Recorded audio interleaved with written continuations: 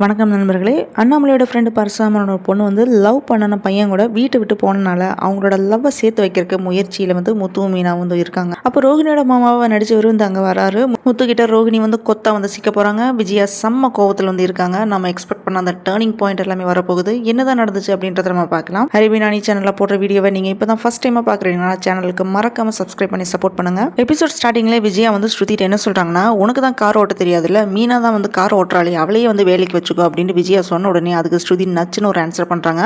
Meena one of the car owner, அவங்க வந்து கற்றுக்கிட்டு 4 பேருக்கு வந்து சொல்லிக் கொடுப்பாங்க அப்படின்னு வந்து ஆன்சர் பண்ணுறாங்க. அதுக்கப்புறம் எல்லாருமே அங்கேருந்து கிளம்பி போயிடுறாங்க. அப்போ மனோஜ்ட ரோஹிணி என்ன சொல்கிறான்னா, உன் தம்பி முத்து படிக்காதவன் அப்படின்ட்டு நம்ம சொல்லிட்டு இருக்கோம், ஆனால் அவன் எவ்வளோ உஷாராக எல்லாத்தையுமே வந்து செக் பண்ணுறான் பாரு அப்படின்னு வந்து சொல்கிறான். ஆனால் நீ டேக்ஸ் கூட கட்டாமல் இருக்கிற அப்படின்னு சொன்னதுக்கு அதுக்கு மனோஜ் என்ன சொல்கிறான்னா, என்னை வந்து அவங்க கூட வந்து கம்பேர் பண்ணாத, நான் எவ்வளவோ படிச்சிருக்கேன் அப்படின்னு வந்து சொல்கிறான். படிச்சிருந்தா மட்டும் போதுமா அப்படின்னு வந்து ரோஹிணி வந்து மனோஜை வந்து திட்டிட்டு போகிறாங்க.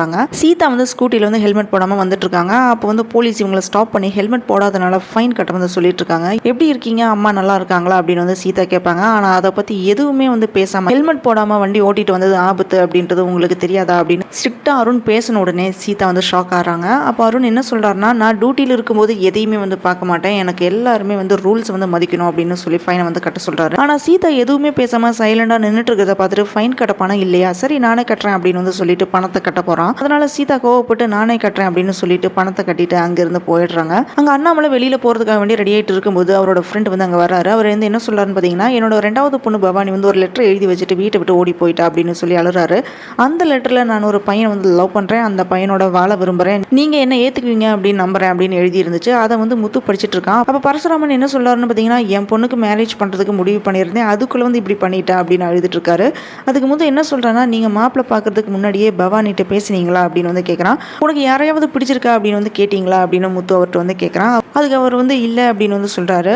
அதுக்கப்புறம் முத்து என்ன சொல்கிறான்னா, மேரேஜ் பண்ணுற பொண்ணுட்டு வந்து பிடிச்சிருக்கா இல்லையான்னு கேட்க வேண்டியது பேரண்ட்ஸோட கடமை, என் பொண்ணு என்னோட பேச்சை மீற மாட்டா அப்படின்ட்டு நீங்களாவே நினச்சிட்டு இருக்கீங்க, அவங்களுக்கு எல்லாமே நல்லது கெட்டது எல்லாமே தெரியும், அவங்களுக்கு எது பிடிக்கும் யாரை பிடிக்கும் அப்படின்றது முதல் எல்லாமே நம்ம வந்து பேசியிருக்கணும் அப்படின்ட்டு வந்து அட்வைஸ் பண்ணுறான். அப்போ பரசுராமன் அண்ணாமலைட்ட என்ன சொல்கிறான்னு பார்த்தீங்கன்னா, நல்ல வேளை உனக்கு பெண் குழந்தைகள் வந்து பிறக்கவே இல்லை, நீ புண்ணியம் பண்ணியிருக்க அப்படின்னு சொன்ன உடனே அதுக்கு விஜயா என்ன சொல்கிறாங்கன்னா, எனக்கு அப்படியே பிறந்திருந்தாலுமே நான் இப்படி தருதலையே வந்து வளர்த்துருக்க மாட்டேன் அப்படின்னு வந்து சொல்கிறாங்க. அதுக்கு முத்து வந்து விஜயாவுக்கு வந்து செம்மையாக வந்து பதிலடி கொடுக்குறான். நீங்கள் வளர்த்த மனோஜ் தானே ஓடுகலையா மேடையிலேருந்து ஓடலையா அப்படின்னு கேட்ட உடனே விஜயா வந்து கோவப்படுறாங்க. அப்புறம் பவானி பற்றி விசாரிக்கிறதுக்காக வேண்டி வேலை பண்ணன மெடிக்கலுக்கு வந்து முத்துவும் மீனா வந்து போகிறாங்க. அங்கே இருந்த ஒரு பொண்ணுகிட்ட முத்து வந்து நான் போலீஸ் ஆஃபீஸர் மாதிரி காமிச்சுக்கிறாரு, உண்மையை சொல்லலைன்னா நீங்கள் போலீஸ் ஸ்டேஷன் வர வேண்டியிருக்கும் அப்படின்னு மீனா மிரட்டுனதுமே அந்த பொண்ணு எல்லா உண்மையுமே வந்து சொல்லிடுறா. பவானி வந்து யாரை லவ் பண்ணுனாங்க, எங்கே இருக்காங்க அப்படின்ற எல்லா இன்ஃபர்மேஷனையும் வந்து சொல்லிடுறாங்க. இங்கே இந்த மாதிரி போயிட்டு இருக்கு. பவானி லவ் பண்ணுனா பையனோட வீட்டில் அவனோட அம்மாவும் அப்பாவும் வந்து அழுதுட்டு இருக்காங்க. அங்கே ரோஹிணி மலேசியா மாமாவை நடிக்க கூட்டிகிட்டு வந்த கறிக்கடைக்காரர் தான் பிரவுன் மணியா வந்து இருக்காரு. அவர் வந்து பவானி வீட்டில் போய் பேசலாம் அப்படின்னு வந்து கிளம்புறாரு. அப்போன்னு பார்த்து பரசுராமன் வீட்டுக்கு முத்து போய், நீங்கள் கவலைப்படாதீங்க, அவங்க இன்னும் வந்து மேரேஜ் பண்ணிக்கல, எப்படியும் அவங்கள வந்து கூட்டிகிட்டு வந்துடுறோம் அப்படின்னு தைரியம் வந்து சொல்லிட்டு இருக்கான் முத்து. அப்போ தான் பிரவுன் மணி பரசுராமனோட வீட்டுக்கு வந்து வரான். இப்படி தான் வந்து எபிசோட் வந்து முடிஞ்சிருக்கு. முத்து வந்து பிரவுன் மணியை பார்த்தா அவ்வளோதான், எல்லா உண்மையுமே வெளியில் வந்துடும். நம்மளே எக்ஸ்பெக்ட் பண்ணாத டேர்னிங் பாயிண்ட் நடக்கிறதுக்கு சான்சஸ் இருக்குது. செம்மையாக சூடு பிடிச்சிருக்கு. இப்போ தான் என்ன ஆக போகுதோ அப்படின்னு எக்ஸ்பெக்டேஷன் அதிகமாகிட்டே இருக்குது. வெயிட் பண்ணி பார்க்கலாம். இந்த வீடியோ பிடிச்சிருந்தனா லைக் பண்ணுங்கள், ஷேர் பண்ணுங்கள், சப்ஸ்கிரைப் பண்ணி சப்போர்ட் பண்ணுங்கள்.